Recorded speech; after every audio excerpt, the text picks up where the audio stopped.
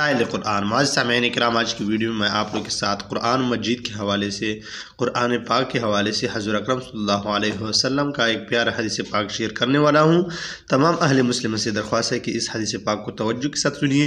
بسم اللہ الرحمن الرحیم۔ برائدہ رضی اللہ تعالی عنہ نے حضور اقدس صلی اللہ علیہ وسلم کا یہ ارشاد نقل کیا ہے کہ جو شخص قرآن پڑھے تاکہ اس کی وجہ سے قائل لوگوں سے قیامت کے دن وہ ایسی حالت میں آئے گا کہ اس کا چہرہ محض ہڈی ہوگا جس پر گوشت نہ ہوگا۔ معزز سامعین کرام، یعنی جو لوگ قرآن شریف کو طلب دنیا کی غرض سے پڑھتے ہیں ان کا آخرت میں کوئی حصہ نہیں۔ حضور اکرم صلی اللہ علیہ وسلم کا ارشاد ہے کہ ہم قرآن شریف پڑھتے ہیں اور ہم میں عجمی و عربی ہر طرح کے لوگ ہیں، جس طرح پڑھتے ہو پڑھتے رہو۔ عن قریب ایک جماعت آنے والی ہے جو قرآن شریف کے حروف کو اس طرح سیدھا کریں گے جس طرح تیر سیدھا کیا جاتا ہے، یعنی خوب سنواریں گے، ایک ایک حرف کو گھنٹوں درست کریں گے اور مخارج کی رعایت میں خوب تکلف کریں گے، اور یہ سب دنیا کے واسطے ہوگا، آخرت سے ان لوگ کا کچھ بھی سروکار نہ ہوگا۔ مقصد یہ ہے کہ محض خوش آوازی بیکار ہے جبکہ اس میں اخلاص نہ ہو۔ محض دنیا کمانے کے واسطے کیا جائے،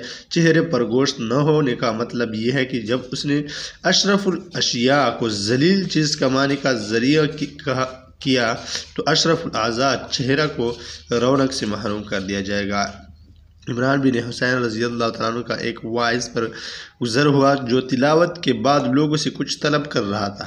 یہ دیکھ کر انہوں نے انا للہ پڑھی اور فرمایا کہ میں نے حضور اکرم صلی اللہ علیہ وسلم سے سنا ہے کہ جو شخص تلاوت کرے اس کو جو مانگنا ہو اللہ سے مانگے گا۔ عن قریب ایسے لوگ آئیں گے جو پڑھنے کے بعد لوگوں سے بھیک مانگیں گے۔ مشائخ سے منقول ہے کہ جو شخص علم کے ذریعے سے دنیا کمائے اس کی مثال ایسی ہے کہ جوتے کو اپنے رخسار سے صاف کرے۔ اس میں شک نہیں کہ جوتا تو صاف ہو جائے گا مگر چہرے سے صاف کرنا حماقت کی منتہا ہے۔ ایسے ہی لوگوں کے بارے میں نازل ہوا ہے اولئک الذین اشتروا الضلالۃ بالہدی، یہی لوگ ہیں جنہوں نے ہدایت کے بدلے میں گمراہی خریدی ہے، پس نہ ان کی تجارت کچھ نفع والی ہے اور نہ یہ لوگ ہدایت یافتہ ہے۔ ابی بن کعب رضی اللہ تعالیٰ عنہ کہتے ہیں کہ میں نے ایک شخص کو قرآن شریف کی ایک سورت پڑھائی تھی، اس نے ایک کمان مجھے ہدیے کے طور سے دی۔ میں نے حضور صلی اللہ علیہ وسلم سے اس کا تذکرہ کیا تو حضور صلی اللہ علیہ وسلم نے ارشاد فرمایا کہ جہنم کی ایک کمان تو نے لے لی۔ اس طرح کا واقعہ عبادہ بن صامت رضی اللہ تعالیٰ نے اپنے متعلق نقل کیا ہے، اور حضور صلی اللہ علیہ وسلم کا جواب یہ نقل کیا کہ جہنم کی ایک چنگاری اپنے مونڈوں کے درمیان لٹکا دی۔ دوسری روایت میں ہے کہ اگر تو چاہے کہ جہنم کا طوق گلے میں ڈالے تو اس کو قبول کر لیں۔